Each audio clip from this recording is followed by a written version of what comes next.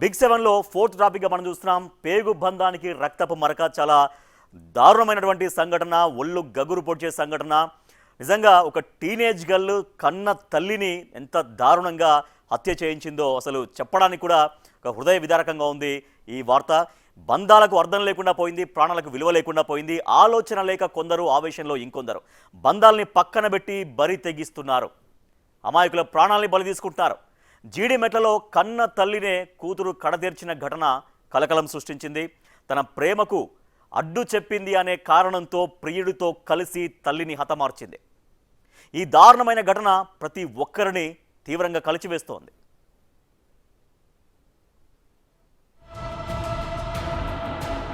పదహారేళ్ల కూతురు, 10వ తరగతి విద్యార్థిని. ఆకర్షణకు, ప్రేమకు పెద్దగా తేడా తెలియని వయసు. కాని ప్రేమ వ్యవహారంలో తల్లి మందలించిందన్న కోపంతో ప్రియుడితో కలిసి ఆ తల్లినే హతమార్చింది. ఈ దారుణమైన ఘటన హైదరాబాద్ జీడిమెట్లలో జరిగింది. తల్లి గొంతు నులిమి తలపై రాడ్డుతో కొట్టి అత్యంత పాశవికంగా తల్లిని చంపేసింది ఆ కూతురు. ఈ ఘటన 2 రాష్ట్రాల్లో కలకలం రేపింది. మానవ సంబంధాలపై మరోసారి ప్రశ్నలు తలెత్తేలా చేసింది. 8 నెలల కిందట నల్గొండకు చెందిన శివతో ఇన్స్టాగ్రామ్లో బాలికకు పరిచయం ఏర్పడింది. అది కాస్త ప్రేమకు దారితీసింది. దాంతో 10వ తరగతికే ప్రేమ ఏంటని తల్లి అంజలి మందలించింది. దాంతో బాలిక వారం కిందట ప్రియుడు శివతో వెళ్లిపోయింది.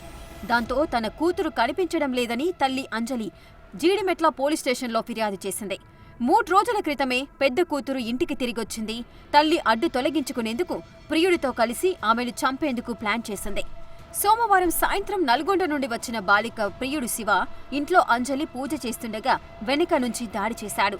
బెడ్షీట్తో ఆమె ముఖాన్ని కప్పేసి ఊపిరాడకుండా చేశాడు.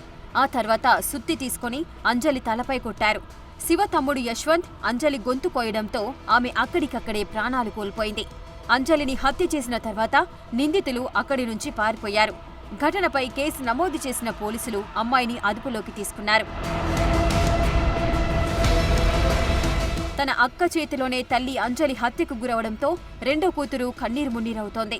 అమ్మను చంపిన అక్కతో పాటు ఆమె ప్రియుడు శివ, అతని తమ్ముడు యశ్వంత్ని ఉరితీయాలంటోంది. శివ ఎలా చెబితే అక్క అలా చేసిందని, ఆమెకు కొంచెం కూడా కనికరం లేదని చెప్పింది. తల్లి కొన ఊపిరితో ఉండటంతో శివకు ఫోన్ చేసి ఇంకా బతికే ఉందని చెప్పిందని, వాళ్లు వచ్చి మళ్లీ తన తల్లి తలపై సుత్తితో కొట్టారని చెబుతోంది. ఆమె చనిపోయిందని నిర్ధారించుకున్న తర్వాతే వాళ్లు వెళ్లిపోయారని, తల్లి చనిపోయిందనే బాధ తన అక్కకు ఏమాత్రం లేదని ఆవేదన వ్యక్తం చేస్తోంది. తను ఏది చెప్తుందో చేస్తుంది. తను వెళ్ళిపోయినప్పుడు గోల్డ్ రింగ్, గోల్డ్ కమ్మలు తీసుకొని వెళ్ళిపోయింది. దాని తర్వాత మమ్మీ అడిగింది ఏవి అని చెప్పేసి. మమ్మీ అప్పుడు ఆమె వెళ్ళిపోయినప్పుడు కూడా ఏమనలేదు. నువ్వు ఎందుకు వెళ్ళిపోయినావు, నేను కొట్టను కూడా కొట్టాలి, అసలు తిట్టను కూడా తిట్టలేదు మమ్మీ. ఇంకా అక్కడనే రిటర్న్ తిట్టింది మమ్మీ నాకు వచ్చి చెప్పి ఏడ్చింది పోలీస్ స్టేషన్లో కూడా. మేము మొన్న వచ్చిండే స్టేషన్కి. అయితే ఆ శివ వ్యక్తికి జైలు శిక్ష పడుతుంది అని చెప్పేసి మమ్మీ దగ్గరికి వచ్చి మధ్యాహ్నం నేను వెళ్ళిన టైం చూసి బెదిరించినంట. వచ్చి నువ్వు ఇట్లా రేపు వచ్చి కొట్టుకొచ్చి చెప్పినావంటే చంపేస్తాం నిన్ను, ఎవరిని ఉంచము అన్నారంట. అయితే మా మమ్మీ ఏమందో తెలియదు అప్పుడు. ఇక దాని తర్వాత నేను అక్కతో బయటికి వెళ్ళి వచ్చే వరకు మమ్మీ ఇట్లా చూడని పరిస్థితులు ఉంది.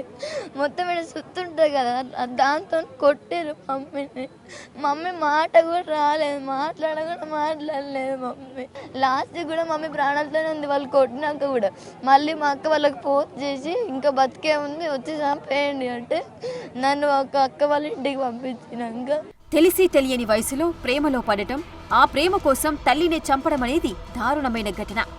తన ప్రేమను కోల్పోతాననే భయంతోనే కూతురు ఇలా చేసిందా, లేక ఆ అమ్మాయి మానసిక సమస్యలతో బాధపడుతోందా అనే అనుమానాలు కూడా తలెత్తుతున్నాయి.